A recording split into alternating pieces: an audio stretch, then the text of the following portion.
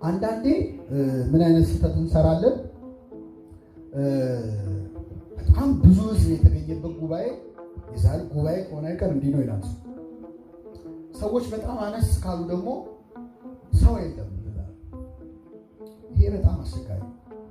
በመሰረቱ ይሄ ደግሞ ቤተክርስቲያን ትንሽ የቆየነው ሰዎች ደግሞ የሚያውቀው ሰው ስለሌለ ሰው የለም የሚል ሰው አለ። እየሰማችሁ ይመጣና አይታይታሩ አንድ ሰው የለም ይላል። በሞላ ጉባኤ እኮ ነው እሱ የሚያውቃቸው ሰዎች ስለሌሉ። አገልግሎት በተገልጋዩ ቁጥር ብዛትና ማንነት አይለካም።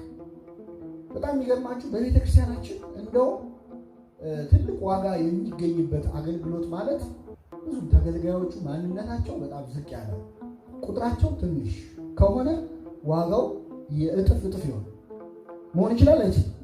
ይችላል። ሽሚያ እንደው ውዳሴ ከንቱ የሌለው ይሆናል ማለት ነው። ምስጋና የሌለው አቤት። እንደውም አባቶቻችን ለዚህ ነው የታችኛዋን አገልግሎት ማርያም የማይቀሟትን በጎ ዕድል መርጣለች የሚለው ቁጭ ብሎ መማራው ውዳሴ ከንቱ የለው። በቤተክርስቲያን ውስጥ እንደዚህ አይነት አገልግሎት የሚያገለግሉ አሉ። ታች የሚሉ የሚደቁ ማንም ሰው ዞር ብሎ የማያያቸው። ቅዳሴ ንግስ ከሆነ ዛሬ አቤት የቀደሰው ዲያቆን፣ አቤት የቀደሱት ቄስ፣ አቤት ያስተማረው ሰባኪ፣ የዘመረው ዘማሪ ይደነቃል። ግን ያን ቀን ቅዳሴ ላይ ለታጠነው ማይጠንት እፍ ብሎ ፍም ያፋመ ዲያቆን አለ። ዝነኛ ፍም አፋሚ አለ። ታው አቤት እሱ እፍ ሲል ሰምታችኋል? የለውም ማንም አያውቀውም። ግን ማን ያይለታል? እንደው ቅዱሳን ናቸው። እኔ በየደብሩ ልብ ብላችሁ ከዚህ በኋላ አስተውሏቸው።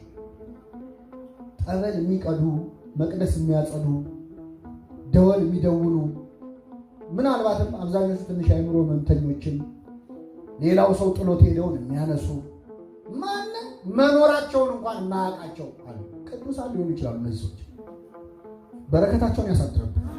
ምክንያቱም ምስጋና የለም፣ ማንም ለነሱ ክሬዲት የሚሰጥ የለም። ግን ማን ያይላቸዋል? እግዚአብሔር ያይል። ደግሞ ምንም የለባቸው ያለ ሳይድ ኢፌክት የሚወሰድ መድኃኒት ማለት ነው የነሱ አገልግሎት። ማርያምስ የማይቀሟትን በጎ ዕድል ያለው አጋንንት ሌላውን አገልግሎታችንን ይቀሙታል።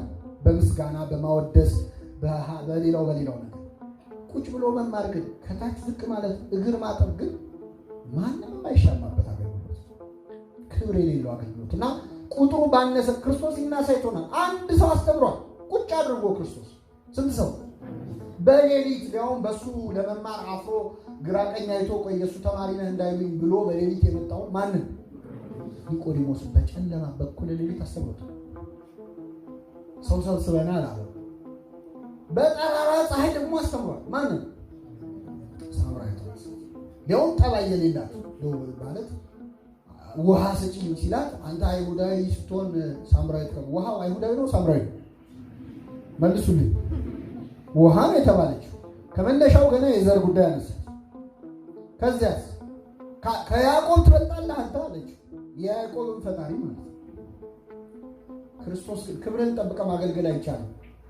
አይ አገልግሎቱ ይቀራል እንጂ ክፉ ደግማ አትናገርኝ የሚል ሰው መስበክ ሰው የሰው ልብ መመለስ ይችላል አይችልም። ክርስቶስ እየሰደበችው መልስ አይሰጥም። ከያዕቆብ ትበልጣለህ ስትለው እኔ አይደለም እንደ የፈጠርኩት ያዕቆብን አላለ። ጉዳዩን እሱን የሚመለከት ነገር አልመለሰም ክርስቶስ። ሀርት ፒፕል ይባላል። የተጎዱ ሰዎች ሰው ይጎዳሉ። ሰዎች አንዳንዴ በጣም የሚዋጭር አይነት ኃይለ ቃል የሚወጣቸው የሆነ የቆሰሉበት ቁስል ስላለ፣ ስለዚህ በሽተኛ የሚያክም ሐኪም እየተንፈራፈረ እየረገጠውም እየጮኸበትም ጮኸቱን ታግሶ እንደሚያክም ይችን ሴት የቆሰለ ነፍሷን ተረድቶ ክርስቶስ ቀስ ብሎ መድኃኒት አደረገላት። እየቀዘቀዘች ነቢይ እንደሆን ካያለው አለች ቆይታ። በኋላ የልቤን የነገረኝን ይሁንልኝ አለች። ቀስ ብሎ የሚሰብክ የሚለውጣላት በጠራራ ፀሐይ በ6 ሰዓት ሴቲቱ፣ በሌሊት ደግሞ ወንዱ። ሴት ልጅ በሌሊት አይመከርም መችስ አይደል? ይህም ትምህርት ነው በነገራችን ላይ ሰዓቱ እንዳታቀያየሩት።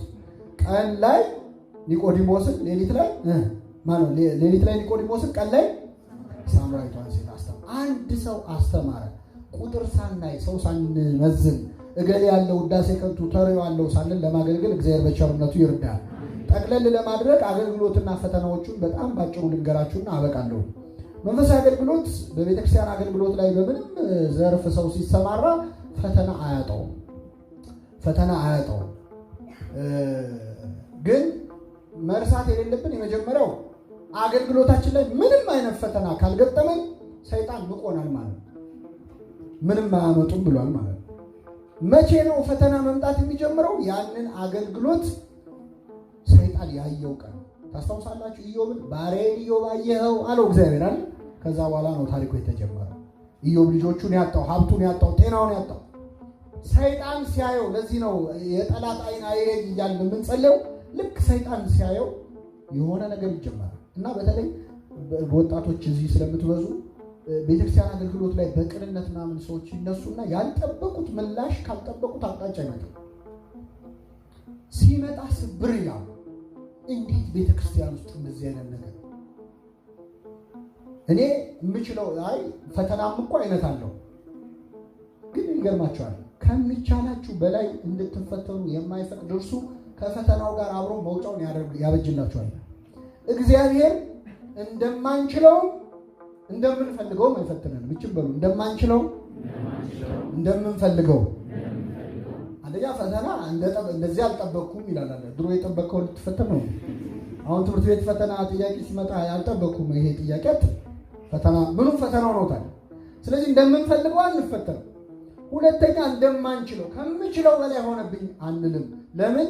ከሚቻላችሁ በላይ ተፈተኑ ዘንድ እርሱ ምን አይልም አይፈቅድም። ከፈተናው ጋር ደግሞ አብሮ መውጫው ያዘጋጀል። ይችን በአጭር ቃል ሲገልጿት እናቶቻችን ከክን የሰጠ አምላክ በቃ ጥቅሱ እኮ ነው። ሌላ ምን አስጨነቃቸው? ላይችል አይሰጥም ብሎታል ሐዋርያው ያለውን እናቶቻችን በአጭር አረፍተ ነገር ይናገራሉ። ስለዚህ አገልግሎት ላይ ፈተና ይገጥማል።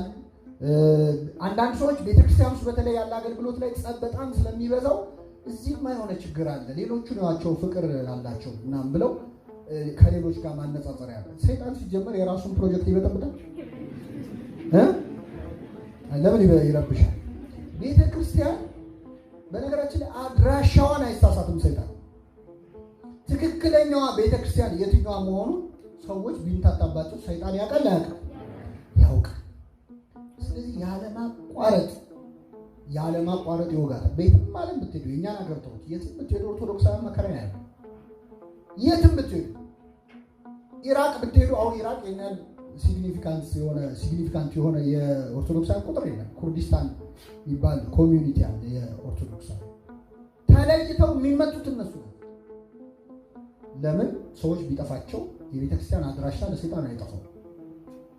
በደንብ ያውቃል፣ ያበጣብጣል፣ ያጨቃጭቃል። ጌታችን ሐዋርያቱ መጣና ወደ ጥልቁ ጣሉ አላቸው። ወደ ጥልቁ ጣሉ፣ በጣም ብዙ አሳ ያዙ፣ መረቡም ሊቀደድ ደረሰ ይላል። መረቡም ምን ሊደረስ ሊቀደድ። ጴጥሮስ ደነገጠ፣ ከጌታ እግር ስር ተደፋ። አይዞህ አለው፣ አጽናናው። ሰው አጥማጅ አደርግሃለሁ። ከ3 ዓመት በኋላ ድጋሚ ጴጥሮስን እዛው ገሊላ ባህር ላይ አሳ ሲያጠምድ አገኘ። ሰው ትቶ አሳ ማጥመድ ጀመረ ማለት ነው። ወደ ቀድሞ ስራው ተመለሰ። መረቡን በስተቀኝ ጣሉት አላቸው። ጣሉት። 153 አሳ ያዙ ይላል። መረቡም አልተቀደደም። ስንት ጊዜ ያጠመዱ? አሁን የመጀመሪያው ስንት አሳ ያዙ? በጣም ብዙ። መረቡ ምን ሆነ? ሊቀደድ ደረሰ። ወደ ምኑ ነው የጣሉት? ወደ ጥልቁ። ሁለተኛ ግን ሲጥሉ በስተቀኝ ጣሉት አይደል? 153 ያዙ። ይቺ መረብ ቤተክርስቲያን ነች። መስከር ትገሪፍ እንተ ተወደቂ ውስተ ባሕረ ዓለም፣ በባህር ዓለም ላይ የተወረወርሽ ወጥመድ ሆይ ይላታል። እመቤታችንም ቤተክርስቲያንም ያስተረጉማል። ስለዚህ መስገርት ወይ መረብ የተባለችው ቤተክርስቲያን ነች። መጀመሪያ ወደ ምኑ ጣሉ ተባለ? ወደ ጥልቁ። ቤተክርስቲያን መረቧን ወደ ጥልቁ ነው የምጥለው። ኃጢአተኛውንም ዘማውንም ሁሉንም ወደ ጥልቁ ሲጣል መረቡ ምን ሆነ? ተቀደደ አይደለም? ለምን? ብዙ አሳ ስለያዘ። አሁን ቤተክርስቲያን ሁሉ ጊዜ ጭቅጭቅ የማይጠፋት ብዙ አሳ ሰብስባ፣ ደግሞ አሳ ብቻ አይደለም ሻርክም አለ፣ ባልጩት ድንጋይ ምናምንም አለ፣ አብሮ ይገባል አይደል? አሁን እኮ የተለያዩ ሻርኮች ገብተን ነው እየበጠበጥናት ያለ።